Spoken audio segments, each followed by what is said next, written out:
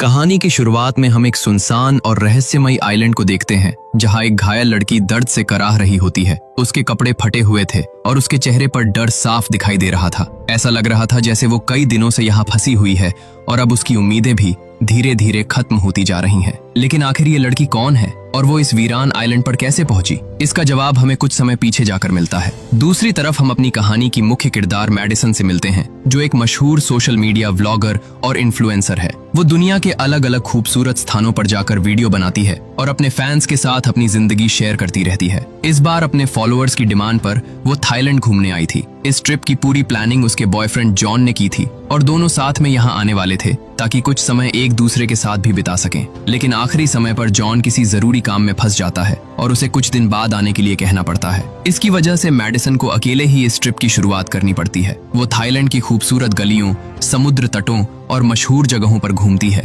तस्वीरें लेती है और अपने व्लॉग रिकॉर्ड करती रहती है। बाहर से देखने पर उसकी जिंदगी किसी सपने जैसी लगती थी, लेकिन अंदर ही अंदर वो अकेलापन महसूस कर रही थी। अगली सुबह मैडिसन अपने होटल के कमरे में एक ब्रांड प्रमोशन वीडियो रिकॉर्ड कर रही होती है, लेकिन उसका मन किसी काम में नहीं लग रहा था। वो बार बार जॉन को मैसेज करती है और उससे जल्द से जल्द आने के लिए कहती है। जॉन उसे समझाता है कि वो पूरी कोशिश कर रहा है, लेकिन अभी कुछ दिन और लग सकते हैं। मैडिसन मजबूरी में उसकी बात मान लेती है। 2 दिन बाद मैडिसन एक बार में बैठी हुई होती है, तभी वहाँ एक बुजुर्ग आदमी उसके पास आता है और पैसों का लालच देकर उसे अपने साथ चलने के लिए कहता है। ये बात मैडिसन को बिल्कुल पसंद नहीं आती और वो वहाँ से जाने के लिए कहती है, लेकिन वो आदमी बार बार उसे परेशान करता रहता है। तभी वहाँ CW नाम की एक लड़की आती है और उस आदमी को सबके सामने शर्मिंदा करके वहाँ से भगा देती है। CW यहीं की रहने वाली थी और उसे इस इलाके की हर छोटी बड़ी चीज की जानकारी थी। मैडिसन उसकी मदद के लिए उसे धन्यवाद कहती है और इसी के साथ दोनों के बीच बातचीत शुरू हो जाती है। CW उसे बताती है कि इस शहर में अकेले घूमने वाली लड़कियों को हमेशा सावधान रहना चाहिए, क्योंकि यहाँ ऐसे लोग अक्सर मिल जाते हैं। बातों बातों में मैडिसन उसे जॉन के बारे में बताती है और कहती है कि कैसे उसे आखिरी समय पर अपना प्लान कैंसिल करना पड़ा। वो ये भी कहती है कि लोग सोचते हैं कि सोशल मीडिया इन्फ्लुएंसर्स की जिंदगी बहुत आसान और शानदार होती है, लेकिन सच ये है कि कैमरे के पीछे उन्हें भी काफी मेहनत और अकेलेपन का सामना करना पड़ता है। इसी दौरान मैडिसन को पता चलता है कि CW एक लोकल गाइड है और यहाँ आने वाले टूरिस्ट्स को अलग अलग जगहों पर घुमाती है, लेकिन CW उसे ग्राहक की तरह नहीं बल्कि एक दोस्त की तरह साथ घूमने का ऑफर देती है। वो कहती है कि उसे ऐसी कई खूबसूरत जगहों के बारे में पता है जहाँ शायद ही कोई टूरिस्ट पहुंचा हो। ये सुनकर मैडिसन तुरंत तैयार हो जाती है, क्योंकि उसे अपने चैनल के लिए कुछ नया और एक्सक्लूसिव कंटेंट चाहिए था। इसके बाद दोनों CW की बाइक पर पूरे शहर में घूमती हैं। मैडिसन कई शानदार वीडियो और तस्वीरें रिकॉर्ड करती है। शाम को दोनों एक क्लब में खाना खाती हैं और पूरा दिन घूमने के बाद मैडिसन अपने होटल लौट आती है। आज वो बहुत खुश थी क्योंकि उसके नए व्लॉग को काफी अच्छे व्यूज मिल रहे थे, लेकिन उसकी खुशी ज्यादा देर तक नहीं टिकती। जैसे ही वो अपने कमरे के पास पहुंचती है, वो देखती है कि उसके कमरे का दरवाजा खुला हुआ है। अंदर जाने पर उसे पता चलता है कि उसका सारा सामान चोरी हो चुका है, यहाँ तक कि उसका पासपोर्ट भी गायब था। ये देखकर मैडिसन पूरी तरह टूट जाती है, क्योंकि बिना पासपोर्ट के वो अपने देश वापस नहीं जा सकती थी। CW उसकी मदद करती है और पुलिस में शिकायत दर्ज करवाने के लिए उसे एक फॉर्म भरवाती है, लेकिन उसे पता चलता है कि नया पासपोर्ट आने में लगभग 2 हफ्ते लग सकते हैं। ये सुनकर मैडिसन और ज्यादा परेशान हो जाती है, क्योंकि उसे जल्द ही अमेरिका वापस जाकर एक बड़े ब्रांड के लिए शूट करना था। उस रात वो जॉन से बात करती है, लेकिन जॉन उसकी परेशानी समझने के बजाय पैसों को लेकर ज्यादा चिंता करता है। ये बात मैडिसन को बहुत बुरी लगती है। उसे महसूस होता है कि जॉन को उसकी फिक्र से ज्यादा अपने पैसे की चिंता है। गुस्से और दुख में वह उससे रिश्ता खत्म कर देती है और फोन काट देती है। अब उसके पास थाईलैंड में रुकने के अलावा कोई दूसरा रास्ता नहीं था, इसलिए वह CW के साथ और ज्यादा समय बिताने लगती है। इस दौरान वह कई नई जगहों पर घूमती है, नए व्लॉग बनाती है और अपने फॉलोअर्स के साथ तस्वीरें शेयर करती रहती है। लेकिन एक बात उसे बार बार अजीब लगती है। जब भी वह CW से साथ में फोटो लेने के लिए कहती, CW हर बार मना कर देती थी। मैडिसन को लगता है कि शायद उसके चेहरे पर बने निशान की वजह से वह तस्वीरें नहीं खिंचवाना चाहती, इसलिए वह इस बात को ज्यादा गंभीरता से नहीं लेती। एक दिन CW उसे अपने घर ले जाती है, जो समुद्र किनारे बना हुआ एक बेहद खूबसूरत घर था। वहाँ CW उसे बताती है कि अगले दिन वह उसे एक ऐसे छोटे और रहस्यमयी आइलैंड पर ले जाएगी जहाँ बहुत कम लोग गए हैं। यह सुनते ही मैडिसन की आंखों में चमक आ जाती है। उसे लगता है कि अगर वह उस जगह का व्लॉग बना लेती है तो उसे लाखों व्यूज मिल सकते हैं। इसी उत्साह में वह बिना ज्यादा सोचे समझे CW के साथ जाने के लिए तैयार हो जाती है। अगली सुबह सूरज निकलने से पहले ही दोनों एक छोटी बोट में बैठकर उस आइलैंड की तरफ निकल पड़ती हैं। रास्ते भर मैडिसन अपने कैमरे से वीडियो रिकॉर्ड करती रहती है और अपने फॉलोअर्स के लिए व्लॉग बनाती रहती है, लेकिन उसे बिल्कुल अंदाजा नहीं था कि यह फैसला उसकी जिंदगी का सबसे खतरनाक फैसला साबित होने वाला है। कई घंटों की यात्रा के बाद आखिरकार वे उस रहस्यमयी आइलैंड पर पहुंच जाती हैं। वहां पहुंचकर उनकी नजर जमीन पर पड़े एक लकड़ी के टुकड़े पर जाती है जिस पर 7 लकीरें बनी हुई थीं। आमतौर पर लोग ऐसी लकीरें तभी बनाते हैं जब वे अपने बीतते दिनों की गिनती कर रहे होते हैं। इसका मतलब साफ था कि या तो कोई कभी यहाँ फंसा हुआ था या शायद अभी भी कोई यहाँ मौजूद था, लेकिन फिलहाल वहां उन्हें कोई दिखाई नहीं देता। चारों तरफ सिर्फ घना जंगल, समुद्र की आवाज और एक अजीब सी खामोशी थी। रात होने पर दोनों आग जलाकर उसके सामने बैठती हैं और अपनी जिंदगी के बारे में बातें करने लगती हैं। लेकिन मैडिसन को बिल्कुल नहीं पता था कि अगली सुबह उसकी पूरी दुनिया बदलने वाली है। अगली सुबह जब मैडिसन की आंख खुलती है तो वह हैरान रह जाती है क्योंकि CW वहां से जा चुकी थी। आसपास ना उसकी बोट थी और ना ही उसका कोई सामान। दूसरी तरफ CW आराम से अपने घर पहुंचती है, लेकिन उसका मकसद सिर्फ मैडिसन को यहाँ छोड़ना नहीं था। उसका असली प्लान इससे कहीं ज्यादा खतरनाक था। वह धीरे धीरे मैडिसन के सोशल मीडिया अकाउंट्स में घुस जाती है और उसकी प्रोफाइल, तस्वीरें और पहचान पर कब्जा करना शुरू कर देती है। CW अब मैडिसन की तस्वीरों की जगह अपनी तस्वीरें लगाने लगती है। वह मैडिसन के कपड़े पहनती है, उसके स्टाइल को अपनाती है और उसी की तरह वीडियो रिकॉर्ड करना शुरू कर देती है। धीरे धीरे वह सोशल मीडिया पर मैडिसन बनकर जीने लगती है, जबकि असली मैडिसन उस सुनसान आइलैंड पर जिंदगी और मौत के बीच संघर्ष कर रही थी। इधर कई दिनों तक मैडिसन का कोई फोन या मैसेज न आने की वजह से जॉन भी परेशान होने लगता है। हालांकि दोनों के बीच लड़ाई हुई थी, लेकिन ऐसा पहले कभी नहीं हुआ था कि मैडिसन इतने दिनों तक उससे कोई संपर्क न करे। उसे क्या पता था कि अब मैडिसन का फोन CW के पास था और वहीं उसके सारे मैसेज पढ़ रही थी। इसी दौरान हमें पता चलता है कि यह सब CW पहली बार नहीं कर रही थी। इससे पहले भी वह कई लड़कियों के साथ ऐसा कर चुकी थी। वह अकेली घूमने आने वाली लड़कियों को अपना निशाना बनाती,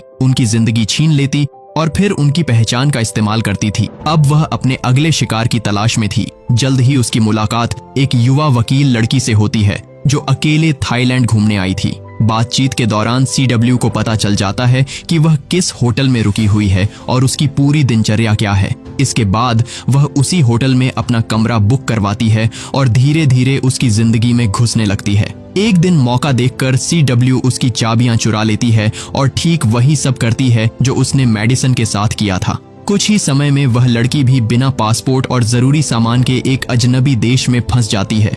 अब वह भी पूरी तरह CW पर निर्भर हो चुकी थी। कुछ दिनों बाद CW उसे एक बड़े और खूबसूरत घर में लेकर जाती है और कहती है कि यह उसका घर है, लेकिन सच तो यह था कि वह घर असल में मैडिसन का था। यही पहली बार उस लड़की की मुलाकात जॉन से होती है जो मैडिसन को ढूंढते हुए वहां तक पहुंचा था।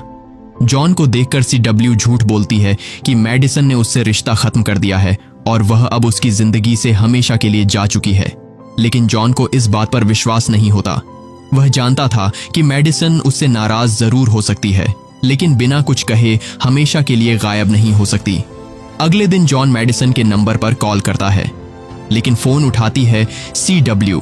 वह AI की मदद से मैडिसन जैसी आवाज बनाकर जॉन से बात करती है और उसे यकीन दिलाने की कोशिश करती है कि अब उनके बीच सब खत्म हो चुका है। जॉन बाहर से भले ही शांत दिखता है, लेकिन उसके मन में अब भी कई सवाल थे। इधर वकील लड़की को भी धीरे धीरे एहसास होने लगता है कि CW के बारे में कुछ न कुछ जरूर गलत है, क्योंकि उसके साथ भी वही सब हो रहा था जो कभी मैडिसन के साथ हुआ था। एक वकील होने की वजह से वह ऐसे मामलों को अच्छी तरह समझती थी और उसने फैसला किया कि वह सच्चाई का पता लगाकर रहेगी। एक दिन वह मैडिसन की ID से CW को एक मैसेज भेजती है। जैसे ही उस मैसेज का नोटिफिकेशन CW के फोन पर आता है, उसकी सारी सच्चाई उस लड़की के सामने आ जाती है।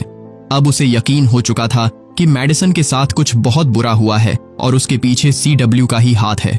यह समझते ही वह तुरंत वहां से निकलने और पुलिस के पास जाने का फैसला करती है, लेकिन CW इतनी आसानी से उसे जाने नहीं देना चाहती थी। कुछ ही देर बाद वह वहां पहुंच जाती है और दोनों के बीच तनावपूर्ण बातचीत शुरू हो जाती है।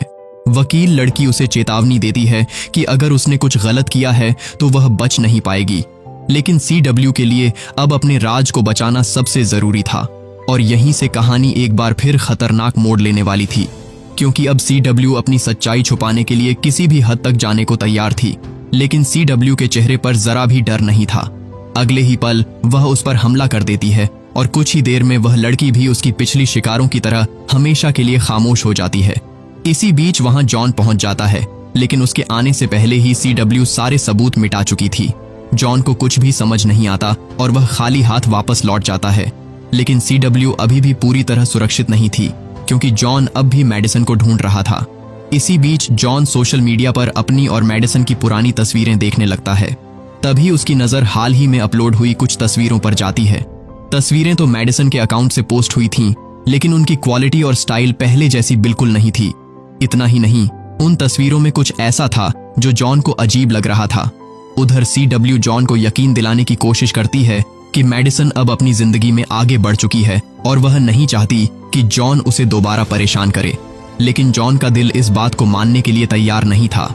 उसे महसूस हो रहा था कि कहीं ना कहीं कुछ बहुत गलत हो रहा है। एक दिन जॉन एक तस्वीर को ध्यान से देखता है और उसमें लगे फिल्टर को हटाने की कोशिश करता है। जैसे ही तस्वीर साफ होती है, वह हैरान रह जाता है, क्योंकि तस्वीर में मैडिसन नहीं बल्कि CW दिखाई दे रही थी। अब जॉन को समझ आ चुका था कि उसके साथ बहुत बड़ा खेल खेला गया है। बिना समय गंवाए जॉन सीधे CW के घर पहुंचता है। वह मौका देखकर पीछे से उस पर हमला करता है और उसे बेहोश कर देता है। होश में आने के बाद CW खुद को एक कुर्सी से बंधा हुआ पाती है। जॉन उससे सिर्फ एक सवाल पूछता है, मैडिसन कहाँ है? लेकिन CW कोई जवाब नहीं देती।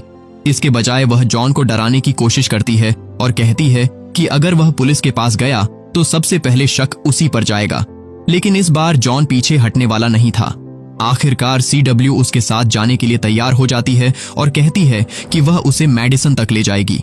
जॉन को लगता है कि उसकी तलाश अब खत्म होने वाली है और वह उसके साथ बोट में बैठकर उस आइलैंड की तरफ निकल पड़ता है। लेकिन समुद्र के बीच पहुंचते ही CW अपना असली खेल दिखाती है। वह अचानक जॉन को बोट से पानी में धक्का दे देती है। जॉन खुद को बचाने की कोशिश करता है, लेकिन CW उसे पानी के अंदर दबाए रखती है।